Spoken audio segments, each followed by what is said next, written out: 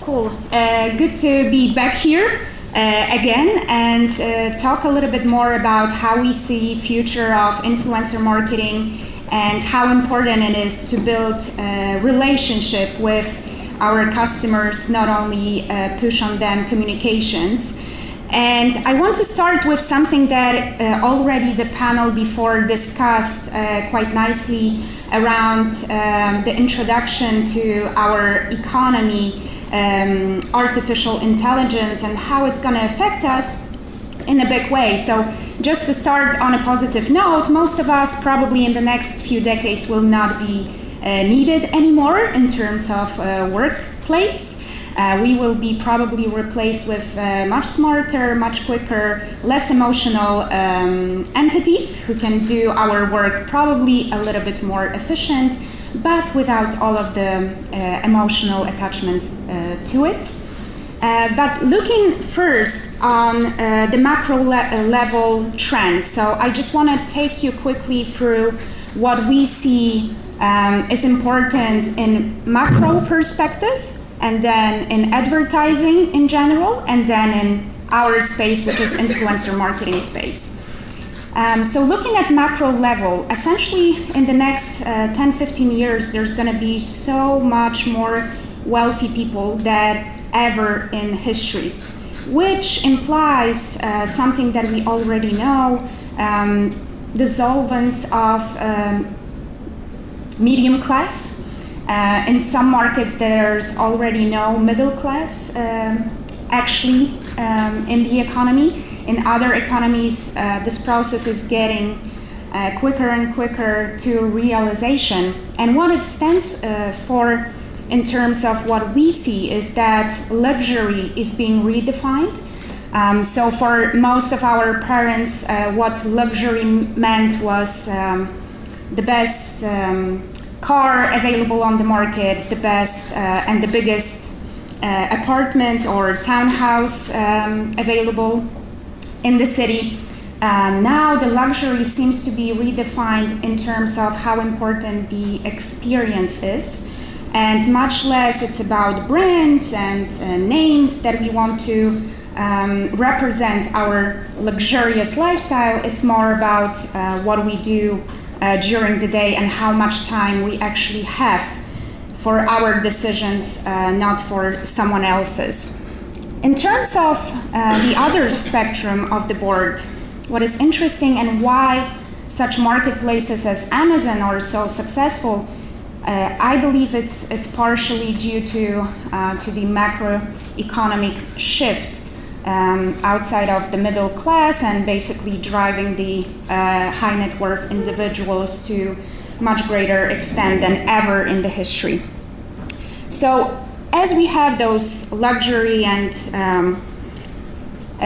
other parts of economy, people who are in economy kind of not really collaborating anymore that well, there's a lot of social distress that we start to see, and probably will see much more in the future, that will be basically dissolved most probably with much greater involvement of entertainment. So games, also music, space, all of the entertainment markets are coming into place. And most of you know probably this nice phrase, let's just Netflix and chill. It seems that more and more people that will be left out of working space most probably will spend more time on entertainment.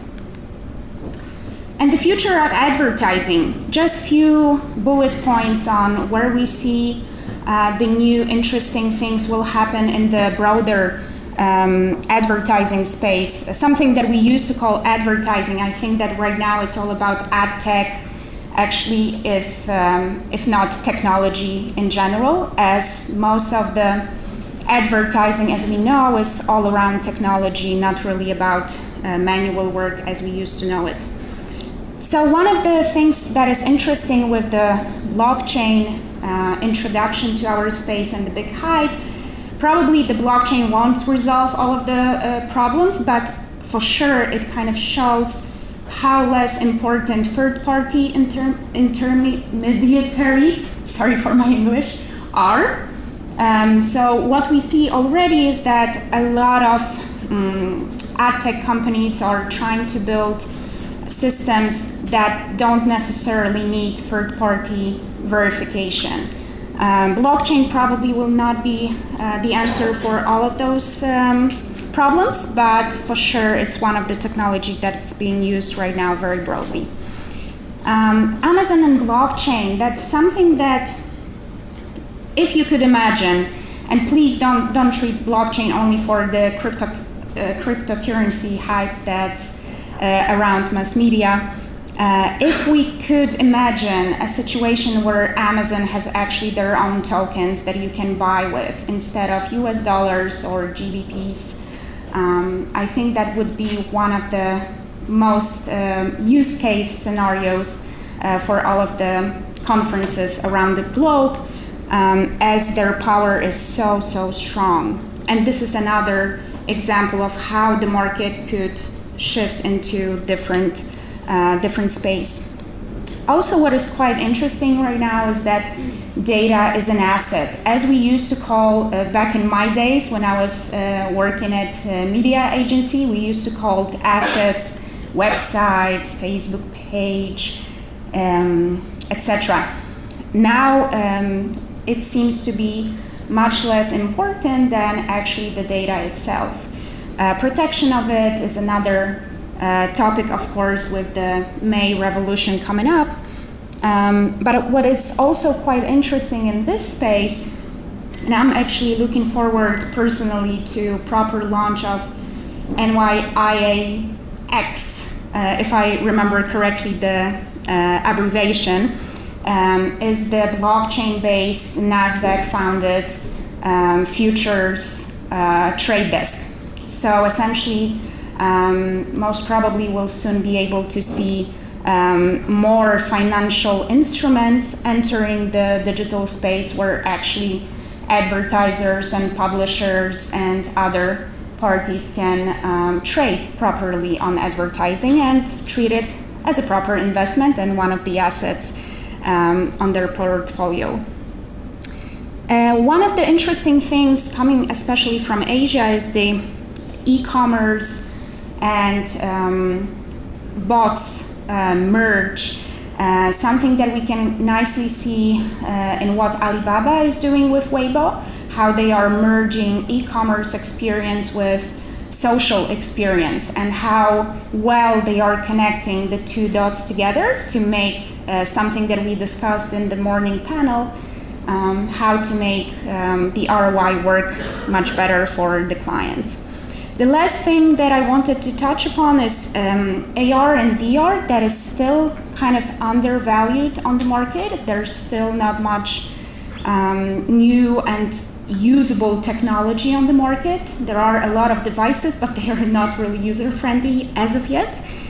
But maybe in the future we will see much more merge within AR, VR, and voice devices like, for example, Alexa that is taking over in the US. Can you imagine, for example, buying groceries over Alexa and seeing also a 3D visualization of the shopping bag that you are actually ordering? I think that might be an interesting space for the AR, VR to grow. And now coming like a step further, deeper, to get us closer to what we see in an influencer marketing space, how it's going to evolve, and how we hope we can also evolve the market with what we are doing. I think the biggest challenge that we see right now is how can we actually prove the ROI to our clients, how we can show that by spending 20% of your social media budget on influencer marketing, you can drive your metrics up. For example, engagement rates that you get on the content that you are seeding on social media platforms, aka 99% goes to Facebook. So in our space, influencer marketing space, what we call human versus vacuum-generated content. Vacuum means agency, kind of closed creative directors content, whereas human we understand as people creating content. So in this space, basically what we are working on and also where we want to push the market towards is profiling influencers but also their target audiences. So far, we've done a lot of work on profiling influencers to the best possible way using all of the data available on the market. But the next step in influencer marketing space, how we see it, is that there's going to be much more available options to target audiences of influencers, not necessarily influencers themselves. Also, following this point, what we will probably see is that influencers will start to be perceived as publishers on a wider scale in terms of influencers being treated to the same KPIs as traditional publishers are.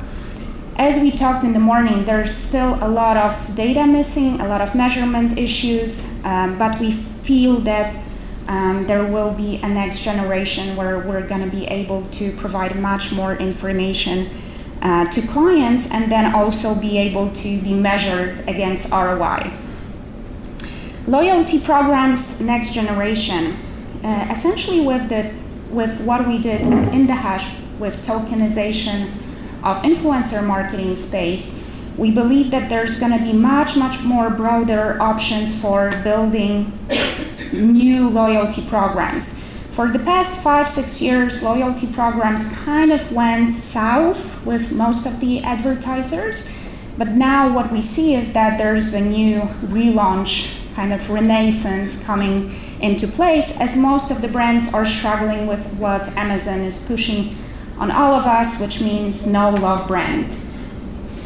So loyalty programs, how we see them in the future is that most of the influencers will be able to build relationships with their followers on much greater scale and in much more organized way. So right now, for example, to give gadgets to 20,000 followers for example, if I'm an influencer for a moment, for me to give out 20,000 gifts and gadgets to my followers would mean tremendous amount of work. But when using tokens, for example, you might do it in a matter of seconds, maybe minutes. So the relationship that you can build with new options like tokens essentially bring much closer the conversation, the relationship, and make it much more transparent between influencers, audiences, and also brands. What's also interesting, I think, what we will see hopefully in the near future is that influencers, the definition of influencers most probably will change. So it's not only about us being interested in cooking, as we discussed in the panel before, but also using people as influencers who are working at big corporations, who are reading specific news sites, like, for example, Business Insider. Also, we will start to use consumers and people who, for example, are buying our products for the past 5 years and use those people to influence others and create a truthful story to basically convey the brand story. So, for example, what we see in this space is that a lot of publishers are starting to identify influencers across their readers. So they want to have, they want to use people who actually read everyday Business Insider, and probably most of us here do that, to also represent Business Insider or any other newslet out there. Also, what is interesting, and some of the companies are doing this already, is that they are trying to pinpoint influencers within their CRM data. So basically, if you are an automotive brand, you can identify within your Mustang customer influential person who can also represent Mustang to the wider audience. And this is basically what we see for the future, and a few words about what we do and who we are as IndaHash. So we started 2 and 4 months ago. We started from the UK, Germany, and Poland. Now we've grown into global presence with 75 markets globally that we cover, 8 offices out there, and our mission from the beginning and how we understand advertising space or ad tech space is that everything will go into automated programmatic space. So we want to show and we want to enable brands to basically connect with influencers on global scale in a matter of minutes or hours instead of weeks or months. Some of the stats, over 70 markets that we opened so far, offices around the world. In May we are opening Tokyo office and also Hamburg office and Paris. And the growth rate that we are experiencing is quite tremendous. We started, there was 5 of us, now we have 150 people. But it's not about the numbers, it's not about the growth rates. I think in our space, besides all of the technology and data and blockchain experiences, what is one of the most important thing for us from the beginning is how can we help brands to build authentic communication, how to build empathy when we are talking to consumers. And I just want to show you a quick video representing what we understand as empathy. I am, you are, he is.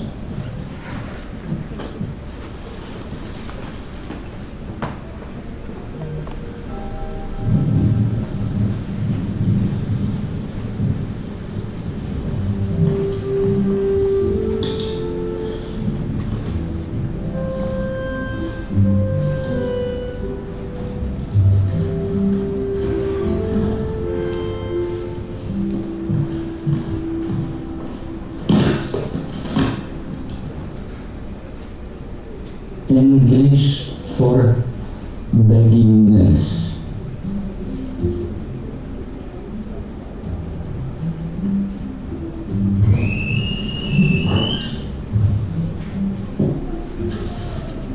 I am, you are, he, she, it is.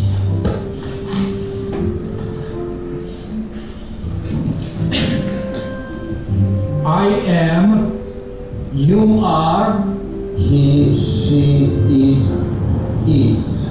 Robert, I am. Hi. Can you show me the way to the beach? Towel, breakfast, fork,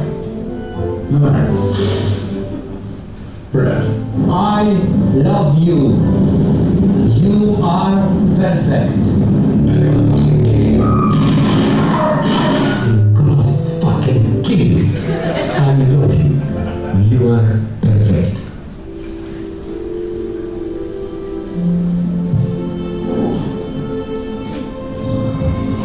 I think it's funky. Suitcase, slippers, toothbrush, passport, pajamas. Be good dog.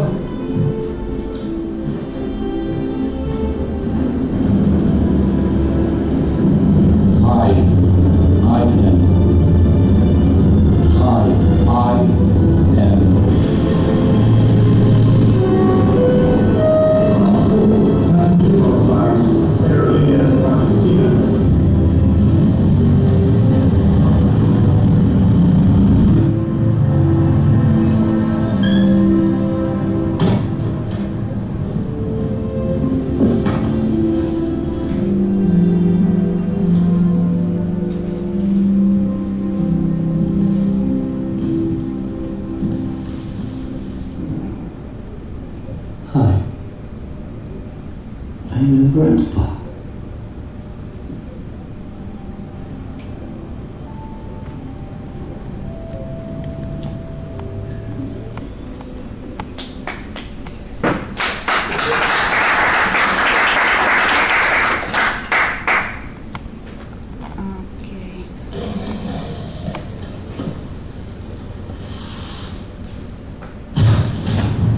Oops, something is playing. Sorry.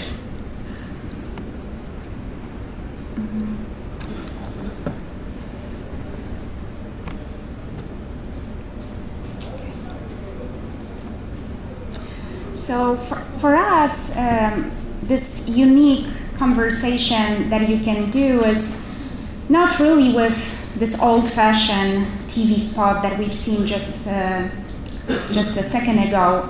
It's quite breathtaking and touching, but what we think is that to build communication of the future, you need people and consumers who actually use your brand on an everyday basis to talk in this hard-taking and beautiful way about what you want to convey. And for us, it's all about building authentic communication. This is why what we are seeing is a shift and move towards micro and mid-tier influencers who, from our perspective, represent much greater authenticity. They speak to their audience in much more relevant way and resonate much, much better than big celebrities and big stars. As we cover global markets and have over 600,000 influencers right now, so close to 1 million this year, we couldn't do that without technology. And what we are doing is that we have, for advertisers, a brand panel that they can use and manage influencer relationships and influencers campaigns on massive scale. Imagine working with 6,000, 20,000 influencers in one campaign. This would not be done without technology. On the other hand side, we have an application for influencers who use it on a daily basis and can communicate with the brands in much better, efficient way than over phone or email. Some of the content, just to give you a touch of how we work with smaller influencers, a few examples of the campaigns, engagements that were driven also by our beautiful influencers. What is important, most of the people that we work with, they actually buy the products. They consume the products that they offer to their followers. So it also brings much, much closer relationship with the audience. And just to close up, one of the interesting things that we've done recently was tokenization of influencer marketing space and basically building the relationship within the network of influencers, brands, and their followers. I think that's first approach to tokenization globally. It's still in early beginnings, but so far we've seen a tremendous results from influencers' perspective, how they truly understand and try to grasp the loyalty programs, free zero approach that we are introducing. And we hope that with the recent advancements in technology that we've done, there's going to be also a huge, huge change on building empathy and communication, relationship between brands and the audiences. And that's it from me. Thank you so much.